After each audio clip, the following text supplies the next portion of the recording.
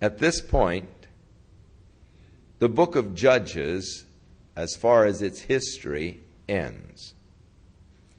What remains in the book of Judges is not now in chronological order. This is an appendix to the book of Judges as we get into chapter 17. And it tells us basically of the moral conditions of the nation of Israel during this time after Joshua. And the stories, some of them take us clear back to the time immediately after Joshua.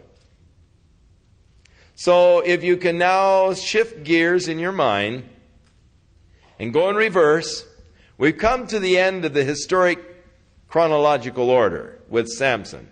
After Samson, there arises then Samuel. We'll get that after we get through the book of Ruth. But now we're going to get into an appendix, and we're going to go back in the next few chapters and examine some of the moral decay that was going on in Israel during the time of the period of the Judges.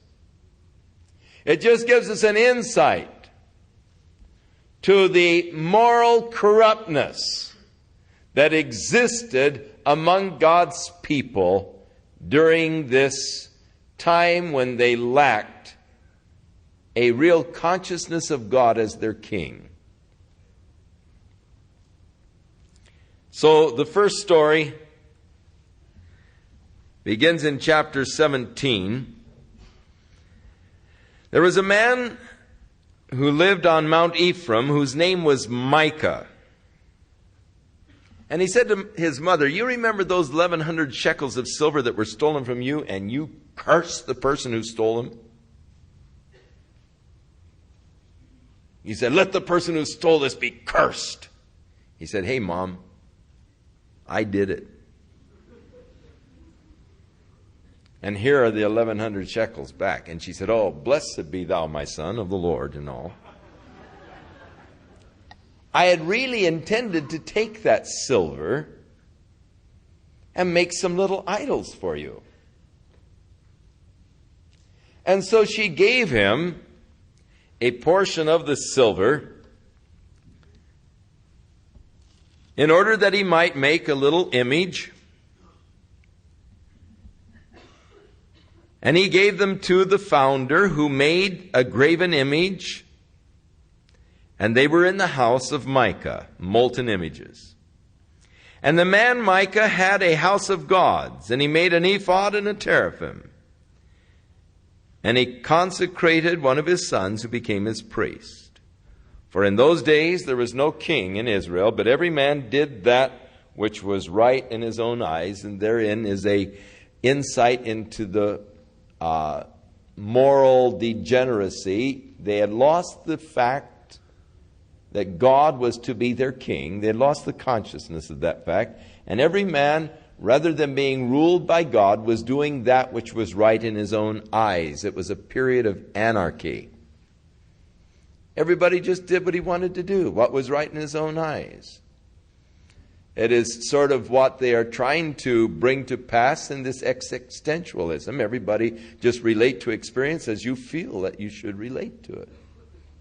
There isn't any really right or wrong way. If it feels good, do it, you know. If it feels right, do it. And this is the kind of chaotic condition that was going on in Israel, this kind of anarchy where everyone was just doing what was right in their own eyes, not really following the government of God or the law of God.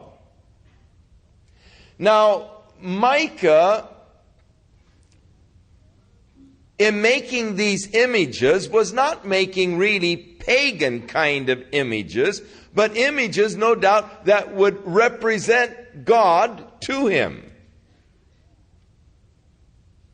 But in the second commandment, God had expressly forbidden making any graven images or likeness of God to bow down and worship. So he was violating the commandment of God, but trying to make an image of God. He was not turning from Jehovah in that sense of making an image of Baal or Molech or or one of the pagan gods, but he was trying to make an image of God.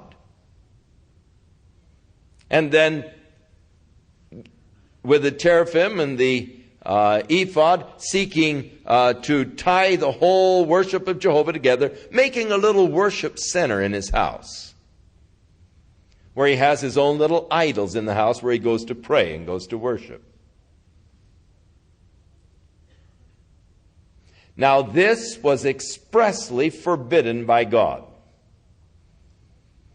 And yet, having lost the consciousness of God's presence, he is wanting something to remind him of the presence of God, and thus he's made his little worship center in his house with its little idols and all, the place where he could go and pray.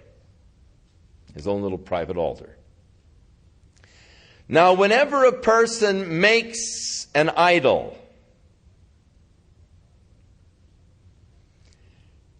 the very fact that he has made an idol indicates that that person has lost the consciousness of the presence of God. The second thing it indicates is that he is desiring to regain that consciousness of God's presence, and thus he has set up this as a reminder to him of God's presence. And thus it is actually speaking of a desire to regain something that is lost, of vitality of relationship with God. Whenever a person has to set up an image or an idol, it is a testimony that that person has lost something vital in his relationship with God. And he needs some kind of a little reminder to remind him of God's presence. And thus it is always a mark of spiritual deterioration. Any image, any idol of anything is a mark of spiritual deterioration. So it is important to note that Micah wasn't really turning his back on Jehovah, for he even speaks of Jehovah. But he has lost something vital in his relationship with Jehovah, which causes him to make these little images and set up a worship center as a place for his prayers. Now there was a young man who lived in Bethlehem, who was a Levite. And he was living there. But he departed from Bethlehem just sort of looking for a place to live. And he came to Mount Ephraim, to the house of Micah on his journey. And Micah said to him, "Where are you coming from?" And he said, "I'm a Levite from Bethlehem. And I'm journeying that I can find a place." Micah said unto him, "If you'll dwell with me and be a priest in my house, I'll give you 10 shekels of silver annually, and a new suit, and all your food." So the Levite went in. Now, here is a deterioration in the Levite in that he is becoming now a professional religionist.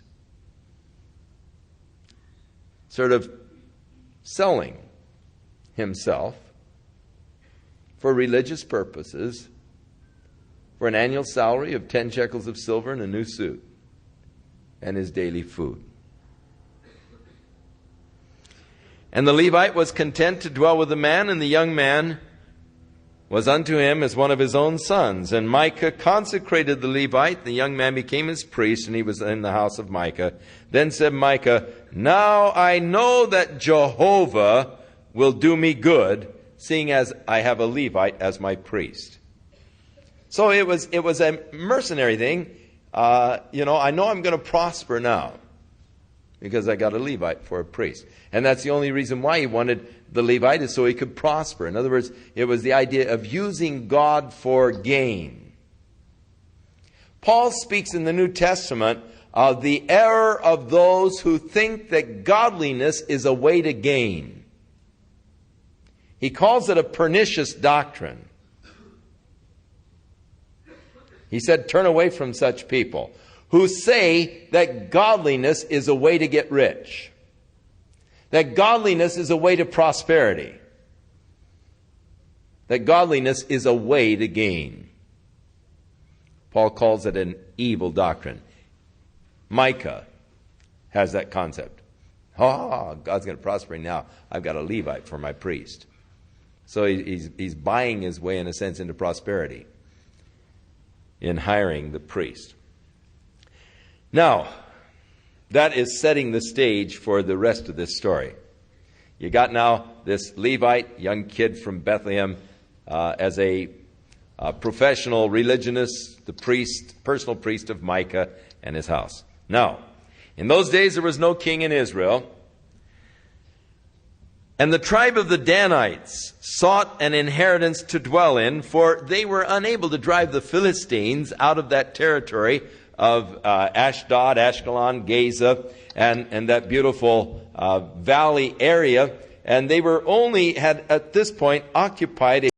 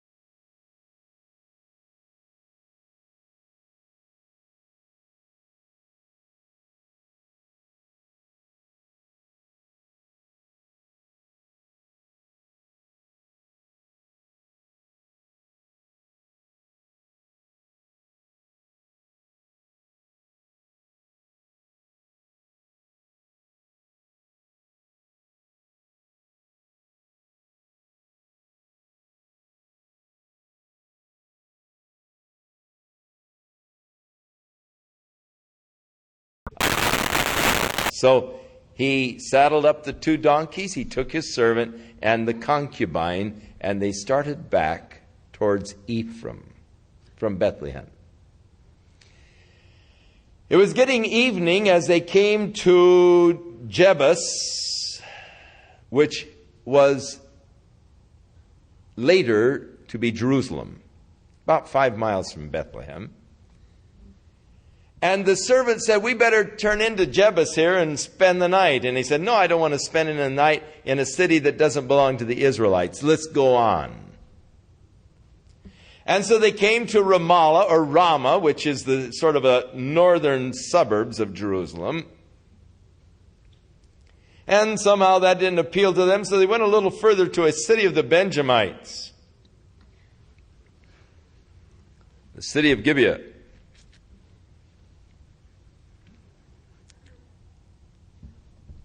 And he said to his servant, come, let us draw near and we'll spend the night here. And as the sun went down, they were by Gibeah that belongs to Benjamin, and they turned in to lodge in Gibeah.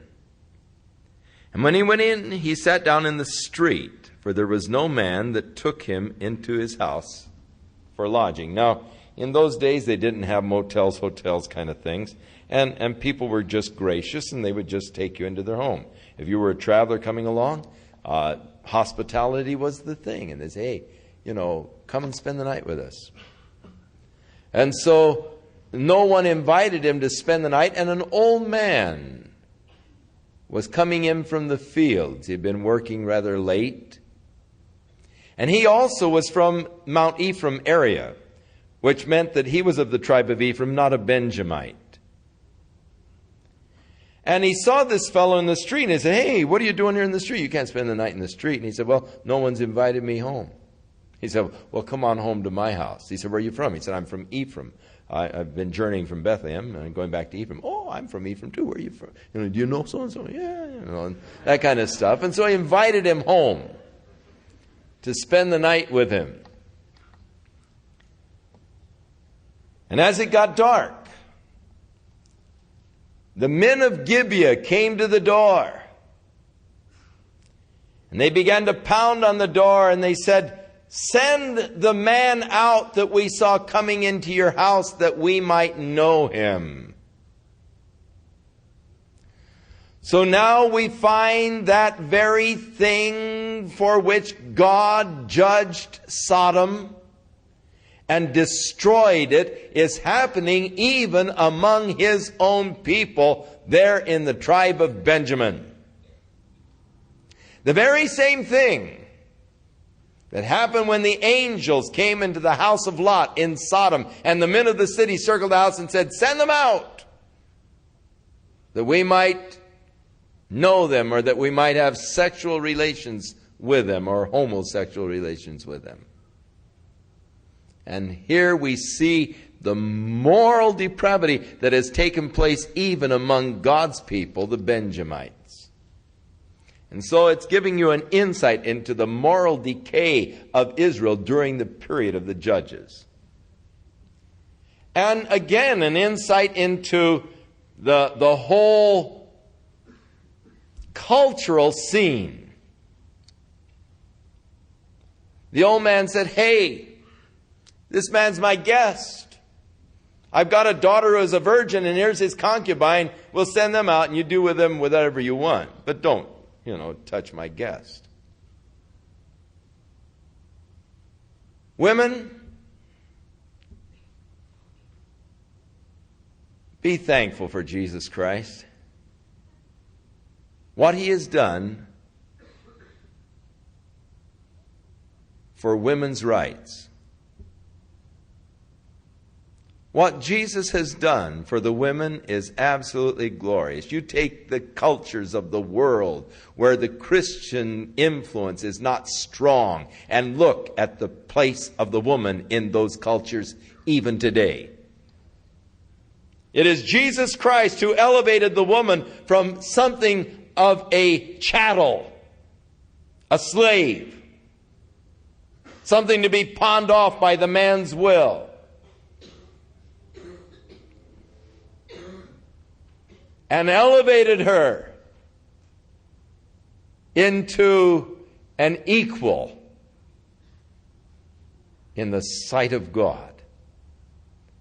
For in Christ Jesus there is neither male nor female.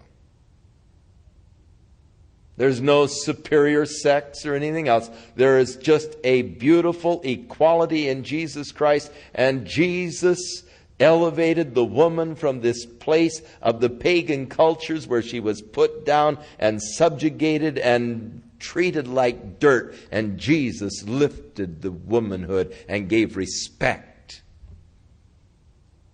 and dignity to women, which the men weren't willing to grant in their pagan cultures.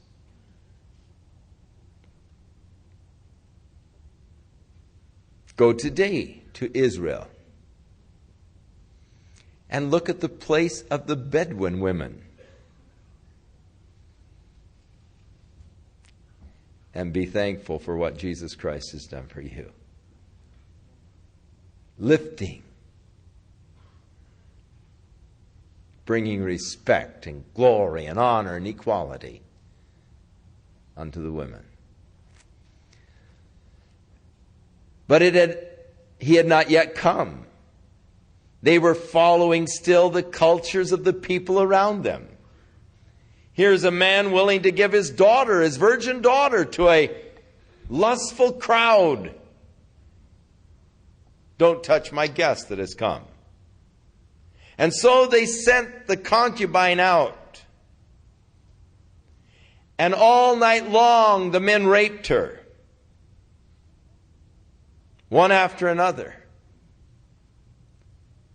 until in the morning she crawled back to the steps of the house, and there she died. In the morning, when the priest came out, he said, "Get up, let's get going. What ails you?" There was no answer. And he touched her and found she was dead. So he put her on the donkey, took her back to Ephraim to his house, and there he butchered her body, cutting it into 12 pieces, and sending a piece of her body to all of the tribes. Now it had what he hoped it would have. It had a shock effect upon the tribes. They were horrified to get a part of a torso, a leg, an arm, a head. And they gathered together. And this man told them the evil that was done by the Benjamites, by those from the tribe of Benjamin, the city of Gibeah. He told them the horrible evil that had befallen him while he was there. And the people of Israel were incensed against the against the Benjamites. And so they decided to go against them in battle. And they gathered an army of 400,000 plus. And they inquired of the Lord, and they said, "Who shall go up first?" And the Lord said, "The tribe of Judah." So the tribe of Judah went up against Gibeah, but the men of Benjamin were tough. They had 700 fellows who could throw a stone with a sling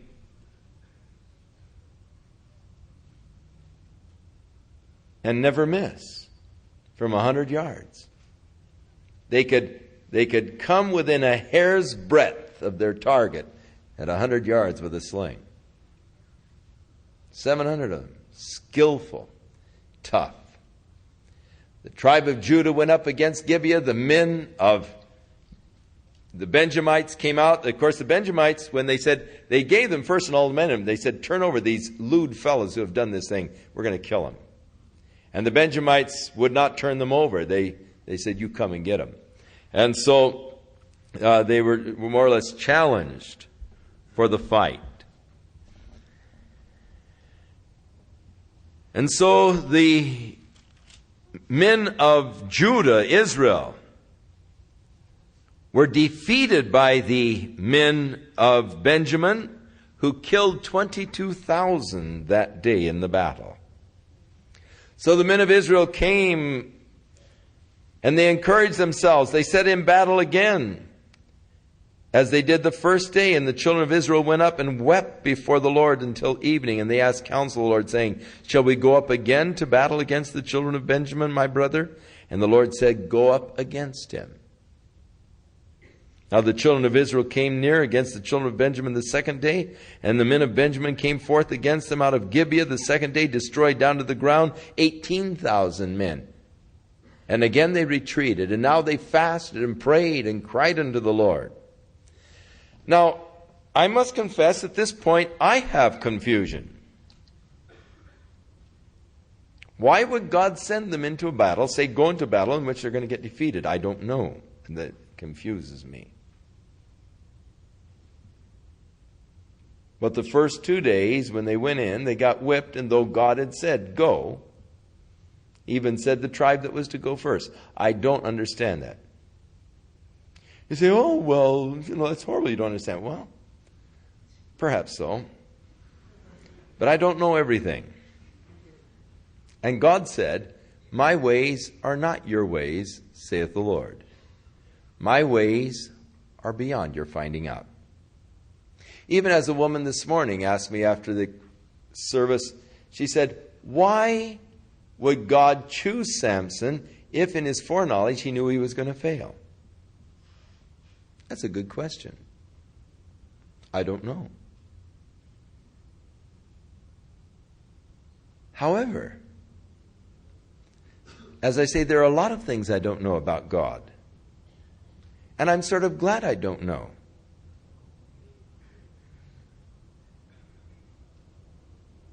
Because that causes me to respect God. I know He's smarter than I am.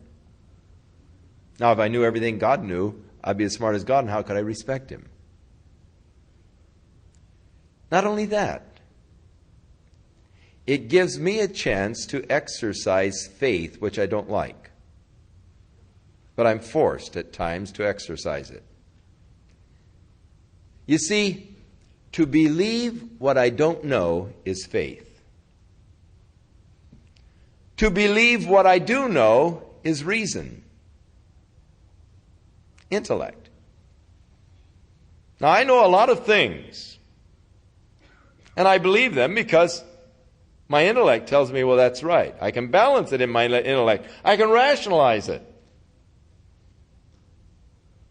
So I say, well, I believe Jesus is the Son of God. Great deal. There's plenty of historic proof for that. I believe Jesus rose from the dead. Big deal. There's plenty of historic truth for that. And proof. If you can prove anything in history, you can prove that Jesus rose from the dead. If history has any value for proof of past events.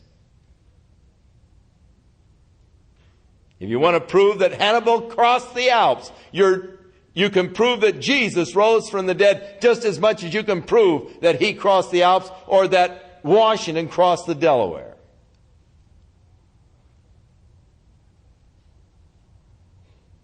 So big deal. I believe Jesus rose from the dead. I can prove it historically.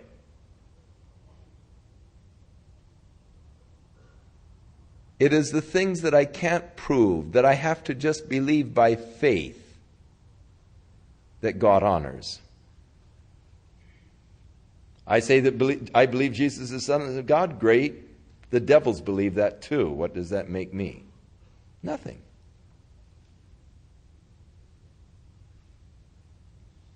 But when you come to those areas of faith or belief where there is not the proof and I have to just believe in faith that this indeed did happen.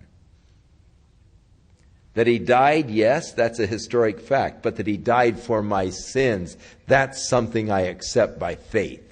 That God laid upon him my sins when he died, I accept that by faith. That he rose, that's a historic fact. But in his resurrection, he provided justification for me, that's faith.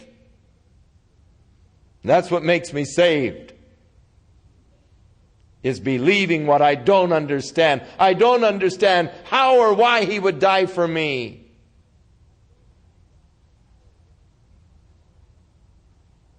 I don't understand how I can be justified by His resurrection, but I believe it because the Bible declares it.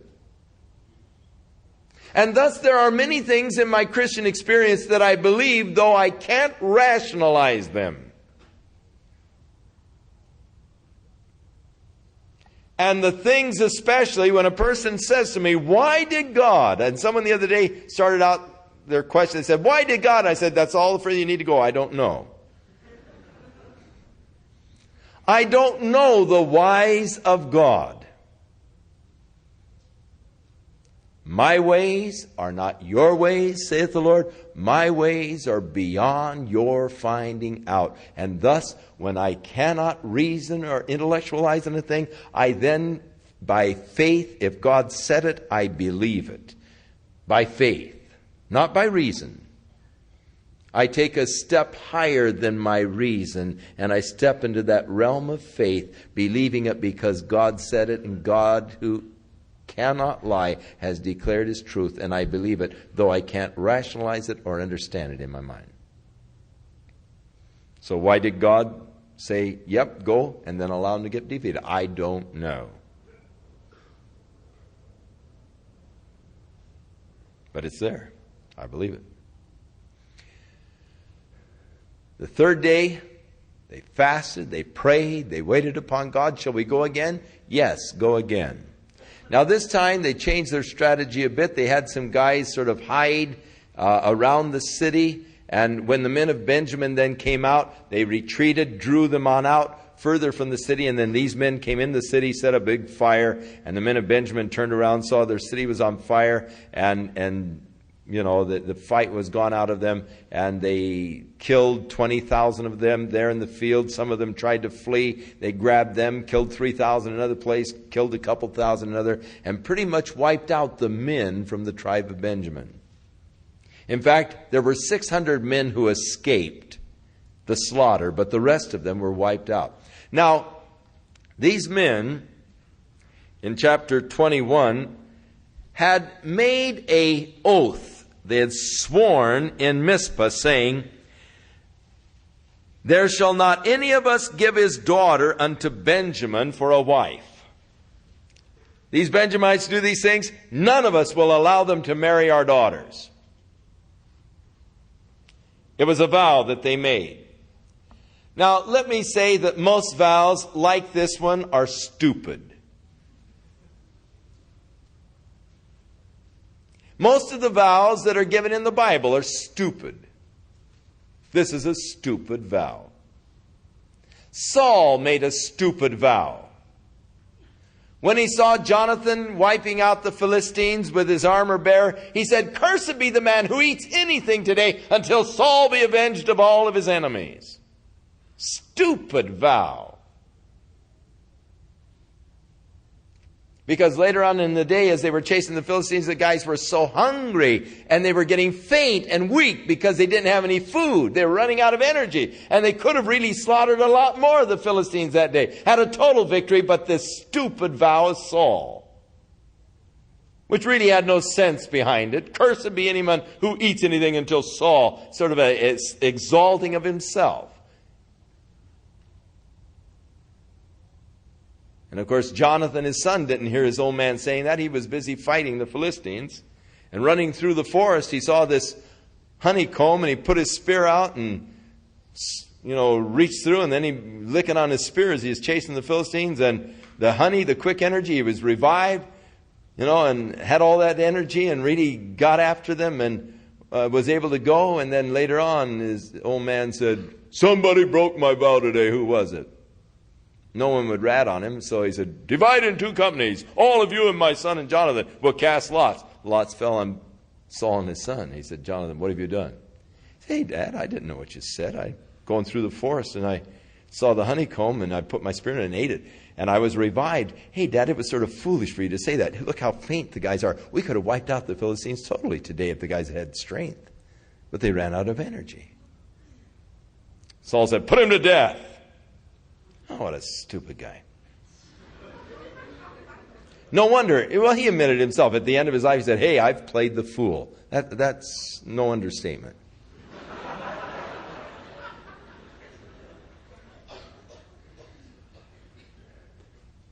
Jephthah made a stupid vow. We studied that last week. Remember, the first thing that comes out of the door of my house, I'll sacrifice it as a burnt offering unto the Lord. The Bible says quite a bit about keeping your mouth shut. When you go into the temple of the Lord, put a lock on your mouth lest you sin with your mouth.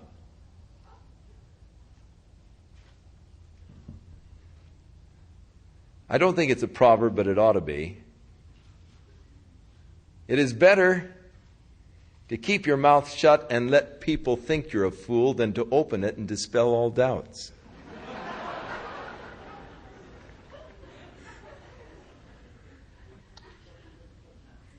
The problem we get into with our mouths. Now, here was a foolish vow. They wiped out the Benjamites. Only 600 guys left. The rest of the Benjamites are wiped out. And now they think, oh, we're not going to have a tribe of Benjamin. The tribe of Benjamin is going to get wiped out. Oh, that's horrible. Oh, we can't do that. What shall we do? Well, is there any city that didn't send anybody? Someone said, well, I didn't see anybody come from Jabesh Gilead. So they checked and said, anybody here from Jabesh Gilead? Nobody there from Jabesh Gilead. All right. Then let's go to Jabesh Gilead and we'll kill everybody except the virgins. And we'll bring them back and let them marry these guys, in that they didn't enter into the vow, you see. No one from Jabesh Gilead was there to enter into the vow. So, horrible. It's covering one stupidity with a greater. But, you get into these kind of things where you begin to follow one sin with another. You do one, and then it leads to another. You get further and further down the line. It's tragic. And so what they did was horrible. They went to Jabesh Gilead, and they wiped out the city, killed all of the married women, killed all of the men, and they got the virgins and brought them back. But there still wasn't enough. There's still some guys that weren't married. What are we going to do? Well, Shiloh was the religious center at that particular time. And they would have the feast in Shiloh. And during the feast, the young virgins would come out and do some traditional folk dances. And so they said to the men of Benjamin, who still didn't have wives, all right, now, during this feast, when these young virgins come out, you guys hide in the bushes and you watch. You see a cute gal that you like. Grab her and take off with her. Sort of a reverse of Sadie Hawkins kind of a day. And when the men from Shiloh come to us and say, hey, they've kidnapped our daughters, we'll say, oh, that's all right. Just let it go, and we'll protect you in it. So that year when they had the feast and the young virgins from Shiloh came out and were doing their little ritual traditional dances, these Benjamites were hiding, and they each spied them a gal that they liked the looks of, and they grabbed them and took off with them. And thus the tribe of Benjamin was spared and did not, they weren't deleted as a tribe in Israel. But again, no condoning of the Scripture. In fact, a condemning of it in the Scripture. It was wrong, it was stupid, but that's just the way things were going. Because they had lost their consciousness of God as King. And so it gives you just a little insight into the civil and religious confusion that existed during the time of the judges. And again, the chapter ends as this section began. In those days, there was no king in Israel. Every man did that which was right in his own eyes. But I'll tell you, when people do that which is right in their own eyes, quite often it is very, very wrong. Because of the mentality and the moral level of many people. You can't just let people live as they want. They will revert to an animal state. how important that we submit our lives to God as King. Next week, the beautiful little book of Ruth. Shall we stand? Let's turn back to number 6. For a long time, I've been wanting us to learn this chorus that Crystal taught us tonight as sort of a departing kind of a chorus. I think it's beautiful, as sort of a conclusion to the service and departing from one another, to pronounce this blessing of God upon each other. And I don't know if Crystal's still here, but if she is, she can probably help me. I don't think I know this chorus, but I think I can start it if you can finish it. All right, Crystal. I'll sing the after part. Okay. No, tell you what. Let the men sing the first, the Lord bless you, and let the women echo it. And keep you, the women echo it. And then we all sing together those other parts. So men, join with me. Women, join with Crystal. And then we'll all sing those parts together. The Lord bless thee. The Lord bless thee. And keep thee. And keep thee. The Lord make his face to shine upon thee. And be gracious unto thee, and be gracious unto thee. The Lord lift up, The Lord lift up his countenance upon thee, and give thee peace. The Lord bless thee. The Lord bless thee. And keep thee. And keep thee. The Lord make his face to shine upon thee.